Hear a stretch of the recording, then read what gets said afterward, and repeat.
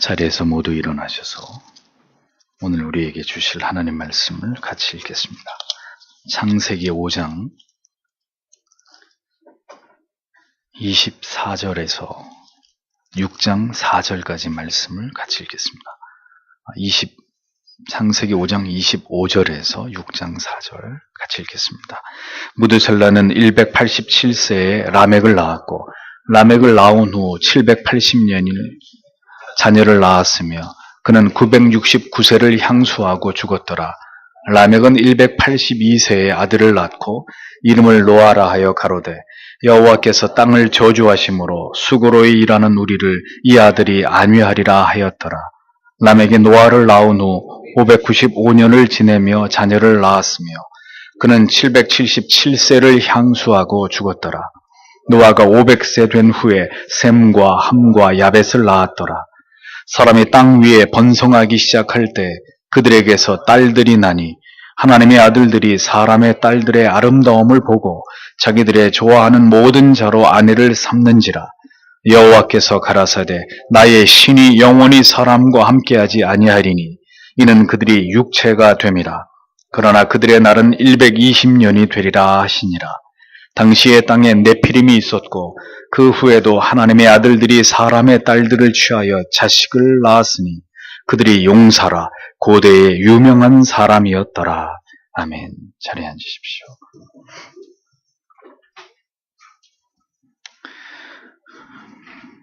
오늘도 말씀을 듣는 이 시간에 악한 사탄이 틈타지 못하도록 아마도 여러분 무더위 속에 잠을 설치시고 여러 가지로 심신이 피곤한 가운데 계시겠지만 하나님께서 특별히 여러분들의 마음을 붙들어 주셔서 하나님의 말씀에 집중하게 도와주시고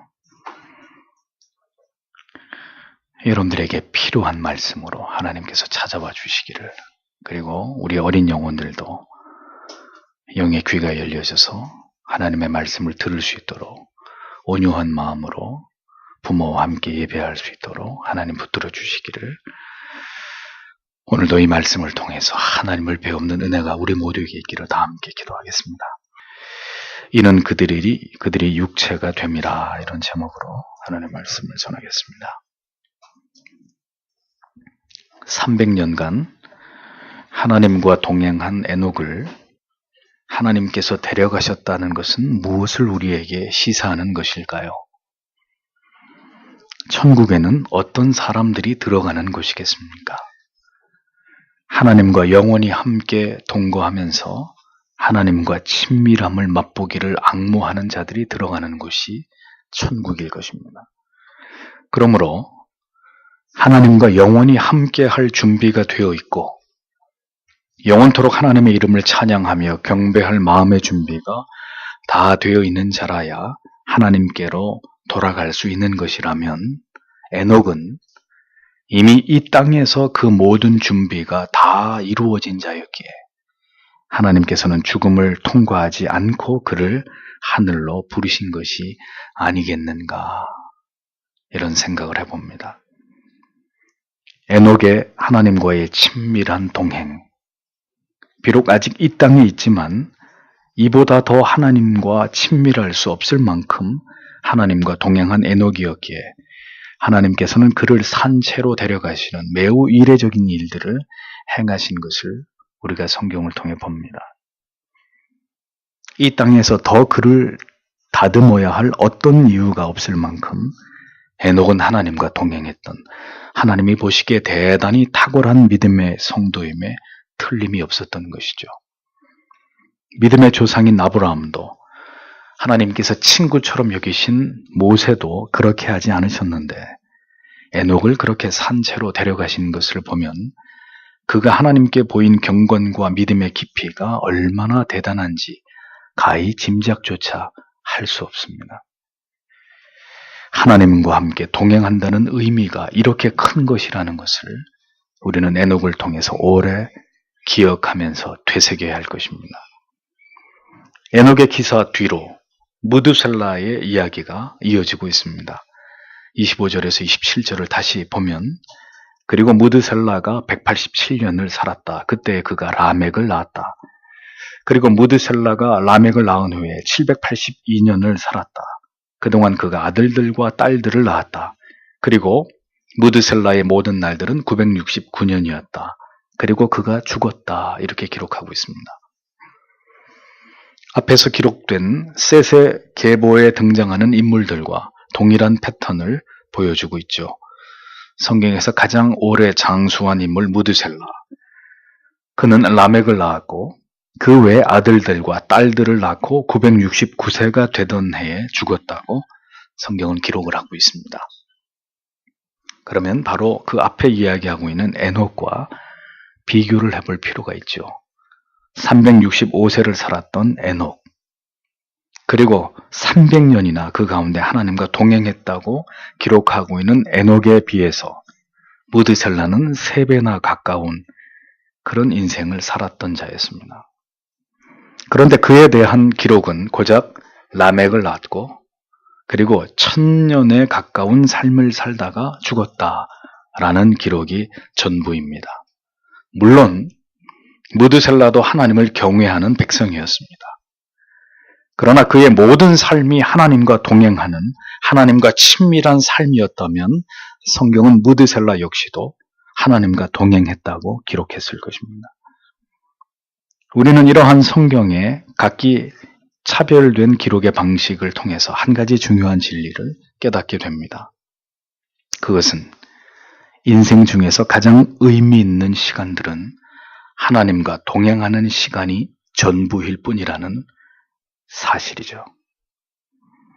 1000년에 가까운 삶을 살았던 셋의 후예들, 모두 하나님을 경외하는 자들이었기는 틀림없습니다만 그들의 삶에는 이렇다 할 그들의 삶을 한 단어로 요약해 줄 수 있는 그런 말이 없었던 것이죠.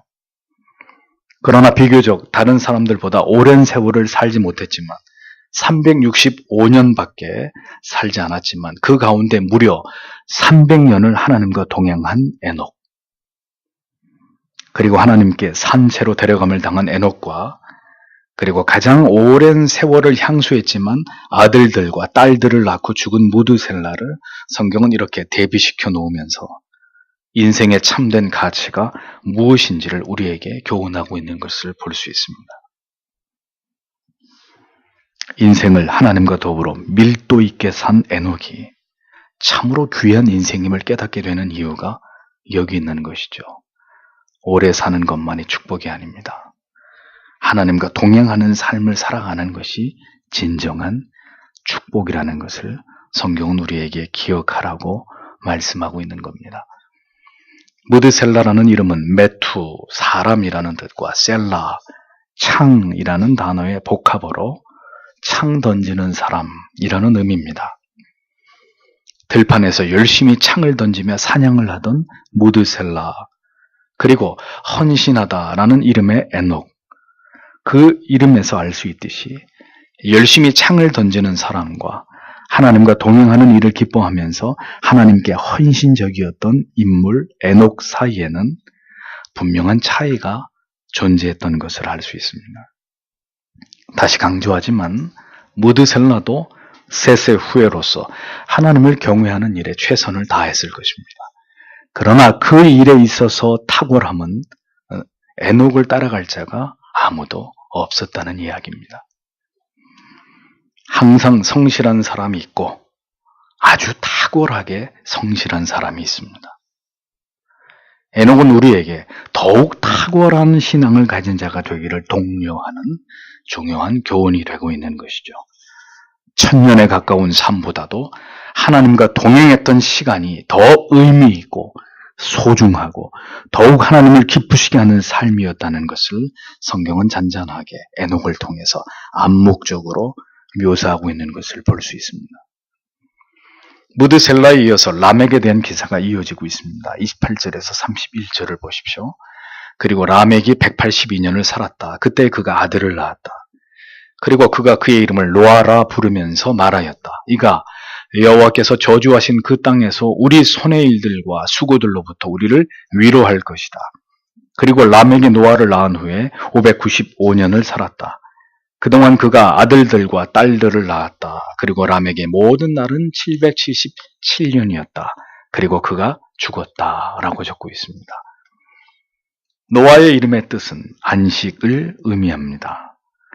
이 세상의 죄악의 관영함을 보시고 하나님께서 사람을 지으신 것을 후회하셔서 모든 생물들을 홍수로 멸하고자 하실 때 그와 그의 가족만이 살아남아 인류의 마음을 안위케 할 존재가 되었으니 그가 바로 하나님께서 그 타락한 세상 가운데 남겨놓으신 유일한 하나님을 경외하는 바로 노아의 가정이었다는 겁니다. 라멕을 통해서 하나님께서는 이제 그 유명한 방주의 주인공인 노아를 이 세상에 태어나게 하셨습니다. 모든 사람들이 하나님을 떠나서 죄악을 범하고 먹고 마시고 시집가고 장가가고 있을 때 그 음란한 시대 속에 소처럼 묵묵히 하나님의 뜻대로 순종하면서 방주를 지었던 그 시대의 사람들과 확연히 구별되었던 노아를 성경은 주목하고 있습니다. 지금까지 셋의 후손으로 그 이름이 소개되어 오던 사람들 중에 가장 눈에 띄는 인물 에녹 다음으로 이제 가장 중요한 사명을 감당하게 된 첫 인물로 노아가 드디어 그 이름을 드러내고 있습니다. 라멕은 노아가 출생하게 된 이유를 예언처럼 이렇게 말합니다. 여호와께서 땅을 저주하심으로 수고로이 일하는 우리를 이 아들이 안위하리라. 그러니까 노아는 안식과 위로를 위해서 태어난 하나님의 특별한 임무를 가진 자녀였다라는 것입니다. 암울하고 암담한 죄악으로 가득한 시대 속에서 노아는 안식과 위로의 사명을 가지고 이 세상에 태어난 하나님의 히든 카드였습니다. 노아는 하나님의 징계 속에서 이 땅에서 고통스럽게 살아가던 모든 자들에게 하나님께서 물로 세상을 심판하실 때 경건한 자손들과 생물들을 보존해서 새로운 역사를 다시 써내려가는 주인공으로 구원의 희망을 이어가는 사명을 감당하는 위로자의 사명을 감당했던 그런 인물입니다. 라멕의 예언은 그렇게 노아를 통해서 정확하게 성취되어진 것을 성경은 보여주고 있죠. 하나님께서는 그렇게 하나님께서 정하신 시대 속에 하나님이 쓰실 자들을 세우시는 분이심을 성경은 분명히 보여줍니다. 이 죄악에 관영한 세상에서 살아가는 동안에 하나님께서 써내려가시는 놀라운 역사들을 감당하면서 함께 믿음의 좁은 길을 가는 성도들을 위로하고 용기를 북돋아주는 그런 인물들이 역시 이 시대의 교회 가운데서도 세워져야 할 것입니다.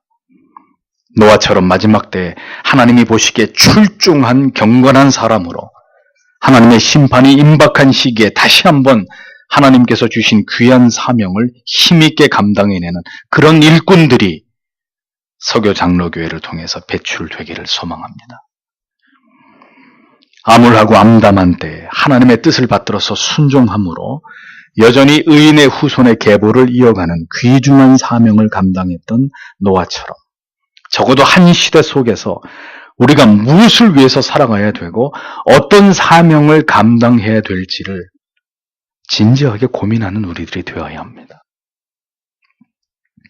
하나님께서는 택자들의 계보 속에서 이와 같이 하나님의 뜻과 계획을 이루기 위해서 사용하실 자들을 세워나가신 분이십니다.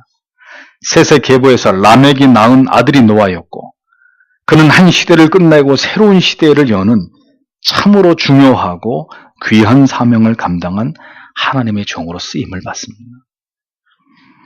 노아의 때와 유사한 지금 우리 역시 노아처럼 구원의 방주를 짓고 그 안에 하나님의 택하신 영혼들을 불러 모으는 일을 귀한 사명으로 감당해야 된다는 것을 여러분 기억하셔야 합니다.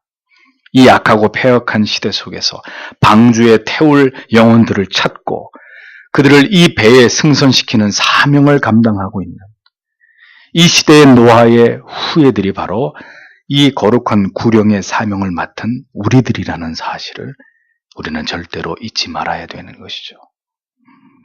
노아를 이 땅에 태어나게 하신 하나님께서 이 시대에 우리를 존재하게 하심으로 노아가 방주를 지었듯이 우리들로 하여금 참된 교회를 세우게 하시고 이 교회를 방주 삼아 한 영혼이라도 더 바른 진리의 말씀으로 인도해서 그들에게 영생을 얻게 하시려고 하는 그 일에 하나님이 우리를 부르신 것이다 라는 것을 기억하고, 우리는 이 시대에 우리가 받은 그 사명에 헌신하는, 충성을 다하는 노아의 후손들이 되어야 한다는 것입니다. 태어나서 낳고 살다가 죽는 그것이 인생입니다. 그렇다면 그 인생은 하나님 앞에서 어떤 의미가 되어야겠습니까? 그냥 태어나서 때가 돼서 시집 장가가고 자식 낳고 그렇게 살다가 죽는 것이 우리 인생의 전부여야겠습니까? 많은 보편적인 세상 사람들도 그런 방식을 따라 살아갑니다. 낳고 먹고 자식을 키우다가 그리고 인생을 살다가 하나님 앞에 죽음을 맞이하게 되는, 그것이 세상 사람들의 살아가는 삶의 방식과 그 삶의 내용의 전부라면 우리도 똑같이 그렇게 살아가는 것이 우리의 삶의 이유이고 전부여야 하겠느냐라는 거죠. 우리는 이 구속사의 장구한 흐름 속에서 어떤 작은 족적을 남기고 하나님께로 돌아가야 될 것인지를 깊이 고민해 보셔야 할 것입니다. 과연 하나님께서 어떤 일에 우리를 사용해 주실지, 이 교회를 통해서 역사하실지 우리는 늘 그것을 생각하면서 의인의 계보를 이어가는 것이 전부가 아닌, 우리도 이 시대 앞에서 우리에게 주신 사명을 감당하고 하나님께 서고자 하는 뜨거운 마음을 우리의 가슴에 품어야 된다는 겁니다. 의인으로, 그리고 하나님을 기쁘시게 하고 하나님의 사람들을 위로하고 안식케 하는 일에 우리를 사용해 주시고 하나님께 영광을 돌릴 수 있는 그런 인생을 살아가도록 하나님께 우리의 마음에 간절한 소원을 두고 그것을 기도하는 그런 우리들이 되어야 한다는 것입니다. 되어야 한다는 겁니다. 32절을 보면, 그리고 노아는 500년을 살았다. 그때 그가 셈과 함과 야벳을 낳았다. 이렇게 기록하고 있습니다. 노아에 대한 성경의 기록을 자세히 보십시오. 다른 사람들은 누구는 몇 년을 살았고 죽었다라는 패턴에서 벗어나서 노아는 500세가 되었다라고 기록하고 있습니다. 그리고 세 아들을 낳은 이야기를 이어서 기록하고 있습니다. 주목할 부분은 노아가 500세가 되어서야 아들들을 낳게 되었다라는 이 부분입니다. 셋은 105세에, 에노스는 90세, 게나는 70세, 마할라엘은 65세에, 야렛은 162세에, 에녹은 65세에 아들을 낳은 것과 비교해 볼 때 노아는 상당히 늦은 나이에 아들들을 낳게 된 것이죠. 이것은 하나님의 특별한 섭리가 있었다는 것이고, 노아는 하나님께 쓰임받기 위해서 500년 동안을 자식을 낳지 못하는 각고의 세월을 보내야 했다는 것을 알 수 있는 대목입니다. 아무나 역사 속에서 하나님이 맡기시는 중차대한 사명을 감당하는 것이 아니라는 것을 노아가 500세의 아들들을 낳았다, 이 한 구절 속에서 우리는 깨닫게 됩니다. 500년 동안 노아는 하나님의 뜻을 기다리면서 자식이 없는 상태에서 많은 연단을 받으면서 인내를 배워야만 했을 것입니다. 그러하기에 후에 그가 120년 동안 방주를 짓는 일은 아무것도 아닌 일로 여길 수 있었는지 모릅니다. 인류가 하나님의 물심판으로 멸망되고 하나님의 섭리에 의해서 새로운 인류의 조상이 되는 일은 그렇게 간단하고 수월하지만은 않은 일이었다는 것을 성경은 노아에게 500년 동안 자식이 없었다라는 말로 함축하고 있는 것입니다. 다른 사람과 달리 노아는 누구에게서 낳아서 누구를 낳고 몇 년을 더 살다가 죽었다라는 기록이 그의 뒤를 잇지 않고 있는 것을 보게 됩니다. 성경은 이제 노아, 그에 대한 이야기를 집중적으로 조명하려고 하고 있었기 때문이죠. 구속사의 그 위대한 물줄기 속에서 하나님께서 맡기신 사명을 하나님 앞에서 감당해야 될 중요한 임무를 받은 사람의 이야기는 절대 성경에 단 한 줄로 끝나지 않습니다. 노아의 시대가 어떠했는지 이어지는 창세기 6장 1절과 2절은 이렇게 적고 있습니다. 그리고 사람이 그 땅 위에 번식하기 시작하였다. 그때 그들에게서 딸들이 태어났다. 그리고 하나님의 아들들이 사람의 딸들을 보았다. 왜냐하면 그녀들이 아름다웠기 때문이다. 그리고 그들이 자신이 선택한 모든 자를 아내로 취하였다. 이렇게 직역이 됩니다. 땅 위에 사람들이 많아지게 되면서 피할 수 없는 어떤 결과를 가져오게 됐는데 그것이 무엇일까요? 죄악의 번성이었습니다. 죄인들이 모여들고 많아지게 되면서 죄가 급격히 늘어나게 되는 것은 당연한 일이었을 것입니다. 하나님을 경외하고 하나님의 뜻을 따르고 순종하는 자들에게 생육하고 번성하라고 말씀하신 것은 축복의 의미였습니다. 그러나 하나님을 멸시하고 불순종하면서 하나님을 거스리는 자들의 증가는 축복이 아니라 저주스러운 일일 뿐입니다. 하나님을 경외하는 겸비한 성도들이 교회 안에서 증가되는 일은 아름다운 일이고 하나님께서 기뻐하시는 일이지만 회심하지 않은, 여전히 자기가 살아있고 교만하면서 하나님께 불순종하고 있는 참된 신자가 아닌 유사 그리스도인들이 교회 안에 증가하고 있다는 것은 곧 그 교회의 재앙이 될 뿐인 일입니다. 땅 위에 죄인들이 급격히 늘어나면서 딸들이 늘어나게 되었다고 성경은 적고 있습니다. 사람들이 급격히 늘어나고 있었는데 그들에게 딸들이 태어나고 있었다는 말은 무슨 의미일까요? 뭔가 불안한 복선을 보여주고 있는 그런 내용입니다. 다음 절이 이렇게 표현한 이유를 설명하고 있죠. 하나님의 아들들이 사람의 딸들의 아름다움을 보고 라고 기록하고 있습니다. 하나님의 아들들은 셋 자손의 경건한 아들들을 의미합니다. 사람의 딸들이란 가인의 후예들, 불경건하고 악한 자들의 딸들을 의미하는 것입니다. 그런데 여기서 셋의 후예들은 안타깝게도 그들의 조상이 지은 죄를 그대로 반복해서 답습하고 있는 어리석음을 보여주고 있습니다. 즉 하와가 선악을 알게 하는 나무의 보암직하고 먹음직한 외형의 유혹을 받았듯이 하나님의 아들들 또한 사람의 딸들의 아름다운 외모를 바라보고 그 치명적인 유혹에 빠져들고 있었다고 성경은 지적하고 있습니다. 하나님의 아들들, 사람의 딸들, 그들은 결코 섞일 수 없는 영적인 본질이 다른 자들이었습니다.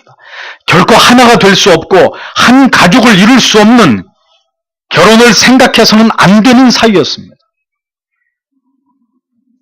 그런데 그렇게 경건한 자손들조차도 결국은 불경건한 타락한 자손의 아름다운 여인들의 외모에 모두 홀려서 하나님의 법을 무시하고 자기들이 좋아하는 대상을 스스로 선택해서 그녀들을 아내로 삼는 죄를 범하게 되었다고 성경은 분명하게 기록하고 있습니다.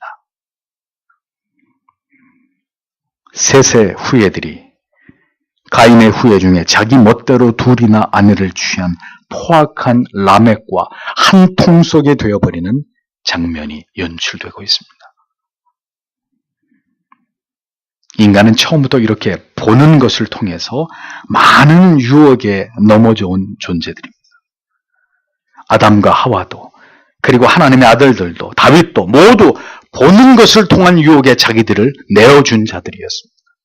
보여지는 아름다움, 보여지는 화려함, 보여지는 세련됨에 모두 다 하나님의 뜻을 찾지 않고 자기의 선택대로 그 죄악된 것을 선택하는 무지하고 어리석음을 저지른 그런 자들이었습니다. 세상은 충분히 우리의 눈과 마음을 유혹할 수 있을 만큼 치명적인 아름다움을 가지고 있다는 것을 성도 여러분 기억하십시오. 그래서 언제든지 신자는 세상을 결코 가볍게 여기는 어리석음을 범하지 말아야 하고 우리의 판단이 아닌 성경의 판단을, 하나님의 뜻을 구하는 일에 있어서 언제나 깨어있는 그런 존재가 되어야 하는 것입니다. 세상의 아름다움은 보면 볼수록 빨려들게 되어 있고 경험하면 경험할수록 더 집착하게 되고 몰입하게 되어 있는 것입니다. 그것이 죄의 특징입니다. 치명적인 멋과 아름다움을 가진 세련되고 뛰어난 매너에 좋은 성품과 경제적인 여유까지 그야말로 모든 조건을 다 갖춘 것이 세상의 딸들과 세상의 아들들의 모습입니다. 아름답지 않은 것은 치명적인 것이 아니고 치명적이지 않은 것은 유혹이 아닙니다. 이 말은 당신을 반드시 넘어뜨릴 수 있는 것이 매력적인 세상의 아들들이고 사람의 딸들이라는 의미입니다. 하나님의 아들들이 사람의 딸들과 결혼하게 된 원인은 하나님의 아들들이 사람의 딸들의 아름다움을 보았기 때문입니다. 모든 아름다운 것이 다 악한 것은 아니지만 악한 것은 모두 거부할 수 없는 치명적인 아름다움을 가지고 있습니다. 세상은 우리의 외모를 지배하려고 하고 진리는 우리의 깊은 내면을 지배하려고 합니다. 그러므로 화려한 외형에 대해서 오늘도 그것을 부정할 수 없다면, 세상을 등질 수 없다면 우리의 영혼의 중심은 붕괴될 수밖에 없는 것입니다. 진리의 가치가 내면에 우뚝 세워져 있지 않다면 우리는 외모의 아름다움에 반드시 넘어지고 무릎 꿇게 되고야 말 것입니다. 악은 아담과 하와 때부터 이러한 거부할 수 없는 매력으로 다가왔습니다. 결국 눈에 보여지는 그 아름다움을 탐하다가 많은 사람들이 돌이킬 수 없는 죄악의 길에 넘어지게 되었습니다. 성도는 철로 역정에 나오는 허영의 시장을 반드시 통과해야만 되는 그런 자들이라는 것을 잊지 마십시오. 예수 그리스도를 통해서 영혼의 눈이 열리고 진정한 가치가 무엇인지를 깨달으며 세상의 모든 아름다운 죄악들이 혐오스럽게 느껴지지 않는다면 그런 영혼의 눈과 마음으로는 결코 천국에 들어갈 수 없는 것입니다. 그래서 성도는 우리의 눈과 마음을 매일매일 붙들어 주시기를 기도해야 되는 것입니다. 우리가 보기에 아름다운 것이 결코 아름다운 것이 아니라는 것을 언제나 잊지 않는 지체들이 되어야 하고 하나님께서 우리를 붙들어 주시기를 언제나 우리는 기도해야 하는 것입니다. 하나님의 아들들이 하나님의 법을 떠나서 사람의 딸들과 결혼하게 된 또 다른 이유는 자기들이 좋아하는 대로 자기들의 판단에 따라서 아내들을 취했기 때문입니다. 그들은 자신들의 감정에 충실했습니다. 그 결과 가장 어리석고 미련한 선택을 하게 된 것이죠. 사람의 감정은 자신을 속이기 십상입니다. 우리의 좋아하는 감정, 사랑하는 감정을 주의하십시오. 그 감정이 진리의 통제를 받지 않을 때 그 감정은 가장 추악하고 사악하고 가장 저주스러운 감정이 될 뿐입니다. 하나님의 법을 떠난 사랑은 로맨스가 아니라 추악한 악입니다. 사랑의 마음이 생기면 사랑해도 좋은 것입니까? 천만에요.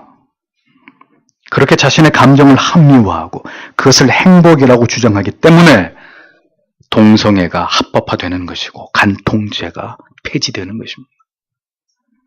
모든 불륜이 미화되고 모든 비도덕적이고 비윤리적인 감정들이 모두 사랑이라는 이름으로 포장되고 둔갑해버리는 것입니다.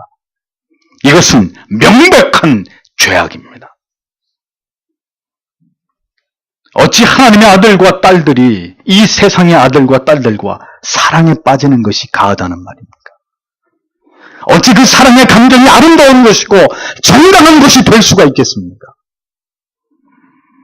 그것은 모두 죄악의 감정이고 악에 미혹된 감정일 뿐입니다. 어떤 말로도 합리화할 수 없고 축복될 수 없는 그런 감정입니다. 하나님의 아들들이라 하는 자들이 이렇게 사람의 딸들을 아내로 맞으면서 결국 타락하게 되는, 하나님께 멸망을 당하게 되는 끔찍한 결과를 만들어내고야 마르지 않습니까?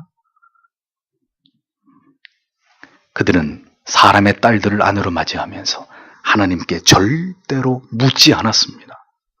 자기들이 하고 싶은 대로 자기들의 정욕을 따라서 라멕과 전혀 다를 바 없는 그런 악행을 대담하게 하나님 앞에서 저질렀던 것이죠. 그것은 아담과 하와를 그대로 닮은 꼴이었습니다. 죄는 하나님께 묻기를 거부하는 것입니다.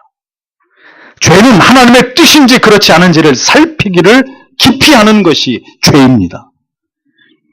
죄는 내 자신의 감정에 충실하는 것이 죄입니다. 내가 만나고 싶으면 만나고, 내가 사랑하고 싶으면 사랑하고, 내가 결혼하고 싶으면 결혼하는 그 모든 결정에 하나님이 계시지 않는 것이 죄이고 타락이고 폐역인 것입니다.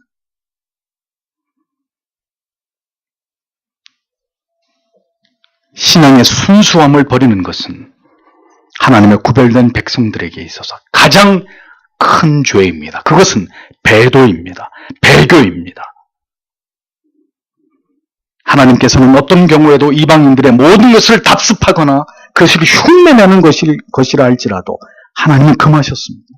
어떤 경우에도 선민은 선민으로서 구별됨을 가지고 그 순수성을, 그 거룩성을 지킬 것을 하나님은 이스라엘 백성들에게 말씀하셨습니다.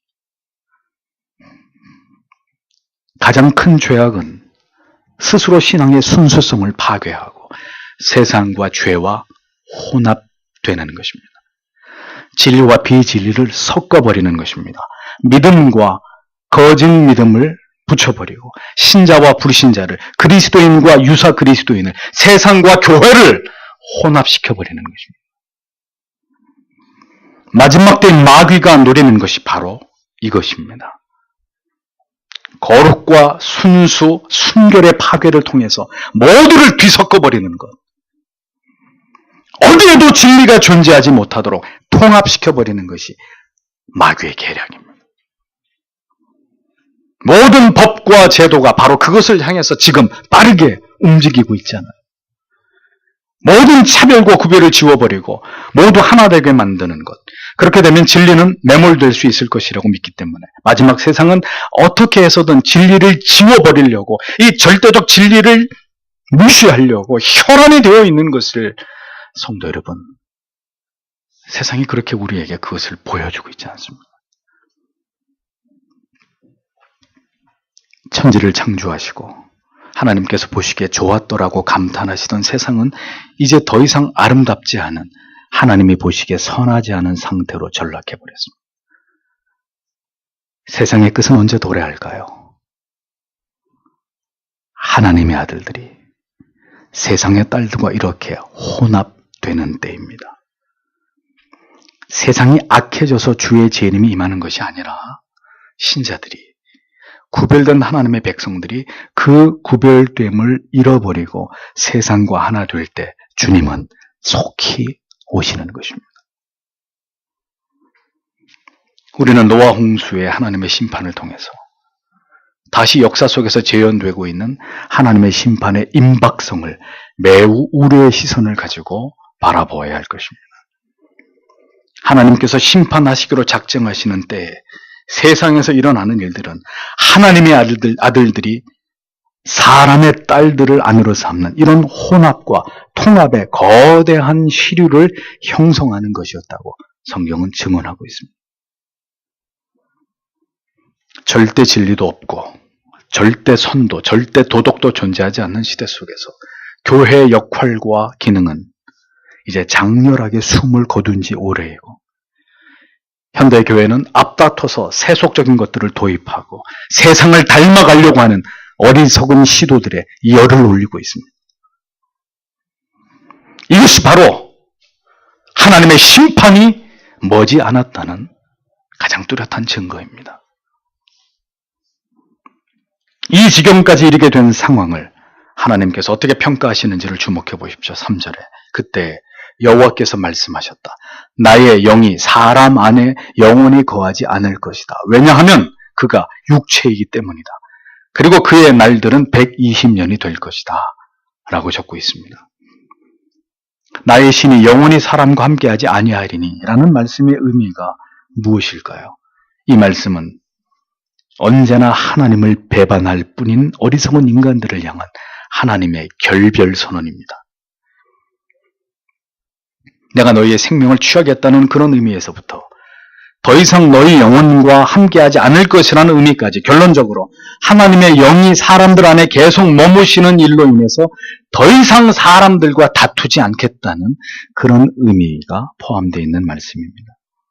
더 이상 인간 안에서 그 어떤 생명의 소망을 발견할 수 없다는 완전히 절망적인 하나님의 결별 통보인 것이죠. 그렇게 될 수밖에 없는 이유는 그들의 조상들로부터 그렇게 범죄하여 온 그대로 그들이 한사코 기어이 하나님의 영을 떠나서 죄악의 음탕한 육체와 한 덩어리가 되기를 원했기 때문이라고 밝히고 있습니다. 세상이 더욱 아름답고 더 현란하게 발전되고 있는 목적이 바로 여기에 있는 것입니다. 하나님의 아들들의 타락, 하나님과의 결별, 그것이 세상의 궁극의 목표입니다. 하나님과 완전한 단절이 이루어지기까지 그 교태스러운 음탕한 몸짓을 계속하면서 하나님의 아들들을 미혹해 하는 일들을 그만두지 않는 것이 바로 사람의 딸들의 사명입니다. 이러한 진리를 올바로 알지 못하는 수많은 하나님의 딸들과 아들들이 여전히 사람의 아들과 딸들에게 반하고 그들과 사랑에 빠져서 헤어나올 수 없는 지경으로 빠져들고 있는 모습들을 우리는 보게 됩니다. 두려운 일이고 절망적인 일이고 나아가서 하나님의 심판의 그날이 임박한 징조들이라고 볼 수 있는 것이죠. 섞이지 말아야 될 대상과 교회가, 성도가 섞이게 될 때, 이러한 일들이 광범위하게 일어나게 될 때 우리가 예측하게 되는 가장 두려운 결말은 무엇이겠습니까? 하나님의 지엄하신 심판인 것입니다. 그들에게 앞으로 남은 시간은 노아 방주가 완성되기까지의 120년만이 남아있을 뿐이라고 하나님은 D-Day를 정하셨습니다. 회개할 시간이 앞으로 120년밖에 남지 않았다. 마지막 경고였습니다. 그들을 모두 심판하실 계획이 120년 뒤에 정확하게 시행된다고 말씀하셨습니다. 그들 모두를 죽이겠다고. 하나님은 지금 하나님의 계획을 말씀하고 계셨던 거죠. 하나님은 영원히 한 영혼 가운데 머무십니까? 그렇지 않습니다. 하나님의 영이 잠시 머문 듯하나 결국 떠나버리는 영혼들이 있습니다. 사울왕 같은 인물이죠. 가룟 유다 같은 자입니다. 데마 같은 자들. 그들은 모두 한결같이 악하고 그 영혼은 점점 더 타락한 것이 아니라 처음부터 타락한 영혼으로 자신의 정체를 감추어 둔 채로 의인의 코스프레를 한 것일 뿐입니다. 결국 하나님이 떠나가시는 영혼들, 아니 처음부터 하나님의 영이 존재하지 않았던 영혼들은 그렇게 결국 세상을 선택하게 되는 것입니다. 결국 사람의 딸들과 사람의 아들들에게 미혹되어서 그들을 포기하지 못하는 존재로 그들과 함께 버려지고 멸망을 당하게 될 뿐인 것이죠. 하나님께서는 자기의 영광을 위해서 자기의 이름을 찬양하게 하기 위해서 지으신 인간이 이렇게 하나님의 뜻을 저버리고 죄악에 세상의 유혹에 빠져들 때 하나님의 마음은 어떠하셨겠습니까? 세상을 물로 심판하실 수밖에 없었던 것은 바로 이렇게 하나님의 자녀들조차도 세상과 손을 잡고 하나님을 버리는 일들을 보편적으로 행하게 되었기 때문입니다. 이 시대의 교회는 과연 이 타락한 세상을 감당할 수 있을까요? 그들의 죄를 분연히 꾸짖으면서 세상을 진리로 공격할 수 있을까요? 이 시대의 개혁교회들은 과연 치명적인 아름다움으로 치장하고 황금의 힘으로 무장한 가공할 세상을 막아낼 힘이 과연 그들 안에 있는지 묻지 않을 수 없습니다. 세상을 공격하기는커녕 세상과 하나가 되어가고 있는 우리들과 우리의 자녀들의 모습을 바라보면서 우리는 통탄을 금할 수 없는 그런 심정이 되어야 하는 것입니다. 120년 이후에 이제 하나님께서는 자비 없는 심판을 집행하시겠다고 말씀하고 있습니다. 오늘의 이 시대를 보십시오. 노아의 시대에 하나님의 유예 기간이 120년이 선포되었던 것처럼 우리에게도 유예 기간이 선포되었고 이미 카운트다운이 시작되었는지도 모를 일입니다. 4절에 그 당시에 그 땅에 네피림이 있었다. 그리고 또한 그 후에도 하나님의 아들들이 사람의 딸들에게로 들어갔다. 그리고 그들이 그들에게서 자녀를 낳았다. 그들은 고대에 알려진 용감한 사람들이었다라고 적습니다. 여기서 네피림이 누군가에 관해서 의견이 분분합니다. 어떤 사람들은 그 이름의 의미가 떨어지다라는 히브리어 단어에서 유래되었기 때문에 아마도 하늘에서 떨어진, 하늘에서 추방당한 타락한 천사들의 후손일 것이다. 이렇게 추측하기도 합니다.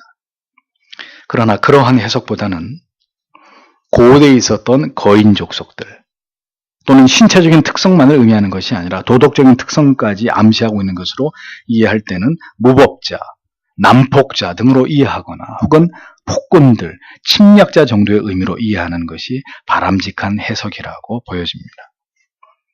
즉 네피림이라는 아주 난폭한 자들이 출생하였음에도 불구하고 하나님의 아들들이 사람의 딸들과 자폰을 하는 일들을 멈추지 않았다는 거예요. 죄악은 이렇게 멈춰지지 않는 특성을 가지고 있습니다. 폭주하는 기관차처럼 결국 기어이 엄청난 충격을 받으면서 어딘가에 부딪혀야 비로소 멈추는 이런 특징을 죄가 가지고 있다는 것이죠. 어리석은 불순종과 하나님을 향한 배반은 사람의 딸들의 아름다움에 도취된 하나님의 아들들의 멈추어지지 않는 죄악으로 더 심각해지고 있었습니다. 그리고 그 대가는 가인의 후예 가운데 가장 난폭한 라멕과 같은 자들이 있었듯이 이제 하나님의 아들들 가운데서도 유명한 고대의 용사들, 이름을 날리던 자들이 태어나고 있었다고 성경은 적고 있습니다. 이것은 무엇인가 잘못 돌아가고 있는 모습입니다. 강한 자들이 나온다는 말은 좋은 의미처럼 들리겠지만 이는 영적으로 해석하면 이제 하나님은 떠나가시고 그 빈자리를 인간의 힘으로 채우려고 하는 어리석은 짓들이 일어나고 있다는 것을 단적으로 보여주는 것입니다. 하나님의 자녀들은 절대로 강자일 이유가 없는 사람들입니다. 그 이유는 언제나 전쟁에 능하신 하나님께서 우리와 함께 하시기 때문입니다. 다윗은 골리앗을 맞아 전쟁에 나아갈 때 왕이 입혀주는 갑옷이나 투구나 칼을 거절했습니다. 그것은 그에게 맞지 않는 거추장스러움이었습니다. 강하게 보일 어떤 이유도 다윗에게는 없었기 때문입니다. 다윗이 의지한 것은 만군의 주 여호와의 이름, 그것뿐이었습니다. 신자는 가장 약할 때가 가장 아름다울 때이고 가장 용감할 때입니다. 하나님만을 전적으로 의지하면서 하나님만을 신뢰하는 순간이 신자에게는 가장 빛나는 순간입니다.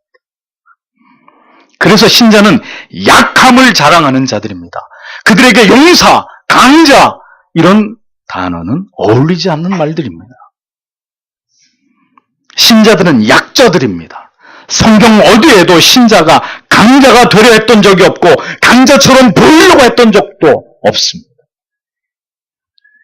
신자는 오직 예수 그리스도만을 의지하는 영원한 약자들입니다. 그런데 하나님의 아들과 딸들이 사람의 아들과 딸들과 계속해서 결혼하자 더 이상 하나님을 의지할 이유도 없고 하나님을 찾지도 않는 괴물들을 낳고 있었단 말이죠. 그들은 모두 용맹한 용서였다고 말하고 있습니다. 모두 자기들의 힘만을 의지하는 고대 유명한 사람들이었다고 성경은 적고 있습니다. 고대의 유명한 용사들이라고 말하고 있지만 이 말씀을 읽는 우리의 마음은 참담하기 이를 데 없는 이유가 무엇 때문이겠습니까? 왜 약자가 강자가 되려고 합니까? 왜 무명한 사람들이 유명한 사람들이 되려고 합니까? 하나님을 더 이상 신뢰하지 않기 때문입니다. 그들이 살아가는 목적과 이유가 결국 그들 자신들의 번영과 형통과 축복 때문이기 때문입니다. 하나님의 아들들이 사람의 딸들과 결혼하자 가인의 후예들과 다를 바 없는 포악하고 잔인한 투사들을, 용사들을 낳게 된 것입니다. 선과 악이, 의와 불의가 손을 잡으면 선과 의가 나오는 것이 아니라 더 큰 악과 더 큰 불의가 탄생하게 된다는 것을 기억하십시오. 그 말의 의미는 그들의 후손들은 더 이상 하나님과 아무런 관련이 없는, 결국 자기의 힘만 의지해서 살아가려고 하는 자칭 용사들, 하나님을 무시하는 자들이 되어버렸다는 뜻입니다. 하나님의 법을 어기고 세상과 손을 잡을 때 결국은 의인의 후손은 끊어지고야만은 비참한 결과를 얻게 되는 것입니다. 경건한 자들은 세상에서 막강한 힘을 가진 자들이 결코 아닙니다. 세상에서 성공한 큰 힘을 가지고 평가되는 자는 하나님의 사람들이 아닙니다. 교인의 수와 재정의 규모를 가지고 평가되는 교회는 참된 그리스도의 교회가 아닙니다. 하나님의 사람들은 언제나 약자였습니다. 용사라는 단어와는 거리가 먼 자들입니다. 우리는 용사가 아니라 우리를 대신해서 싸우시는 하나님께서 언제나 위대한 용사이실 따름입니다. 고대에 이름난 영웅들, 그들은 미안하지만 하나님의 사람들이 아니었습니다. 어디서나 가장 약하고 보잘것없는 무명한 자들이, 그러나 오직 하나님만을 의지하고 경외하는 자들이 하나님의 사람들입니다. 이 시대 교회가, 그리고 성도들이 영혼을 마귀에게 팔아먹은 증거가 무엇입니까? 모두 용사가 되려 한다는 것입니다. 모두 크고 웅장하고 세련된 것을 좋아하게 됐다는 것입니다. 그들은 하나님의 사람들이 아닙니다. 네피림들이고 하나님의 아들과 사람의 딸들 사이에 태어난 영적인 기형아들일 뿐입니다.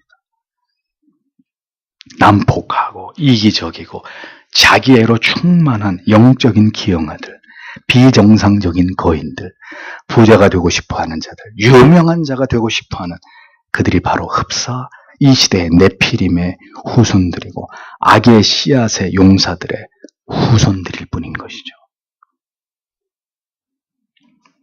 역사는 순환하고 있습니다. 이미 노아의 시대에 일어난 일들이 이 시대에도 그대로 반복되고 있습니다.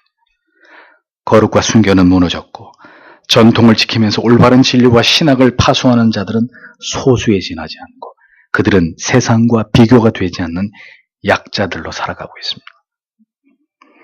발빠르게 하나님의 아들들을 자처하는 자들이 사람의 딸과 결혼을 하면서 거인들과 폭군들을, 용사들을 길러내고 있습니다. 그들은 모두 문의는 성도라는 이름과 유명교회라는 이름으로 존재합니다. 그런 괴물 같은 모습으로 하나님의 영광을 가리우고 복음의 위대한 정신을 무너뜨리고 있는 거죠. 노아의 시대와 지금이 도대체 무엇이 다르다는 것입니까? 오늘을 살아가는 우리는 과연 누구이고 누구의 후손이란 말입니까? 우리는 진정 셋의 후손들이며 에녹과 노아의 자손인가? 아니면 셋의 후손이었지만 결국 세상의 딸들에게 우리의 모든 정체성을 팔아넘긴 과거 한때 하나님의 아들이었던 자들인가? 우리는 깊이 그것을 생각해 보아야 합니다. 성경은 모든 시대를 포괄해서 우리에게 동일한 메시지를 발송하고 있습니다. 우리는 귀 기울여서 하나님의 말씀을, 그분의 음성을 들어야 합니다. 이 창세기에 기록된 노아의 이야기를 통해서 말이죠. 이 안에서 우리를 깨우는 생명의 말씀을 들으면서 우리는 그럼 오늘을 어떤 자로, 어떤 정체로 살아가야 될지를 가늠하고 성경이 주는 교훈과 깨달음을 우리의 마음속에 깊이 새겨야 할 것입니다. 오늘도 우리로 하여금 하나님의 자녀로 살아가도록 우리를 붙드시고 우리를 도우시고 우리에게 은혜를 베풀어 주실 하나님을 의지하면서 아들의 죽으심과 부활을 기념하는 성찬의 자리로 모두 함께 나아가기를 원합니다. 주신 말씀을 생각하면서 다 함께 간절히 하나님 앞에 기도하겠습니다.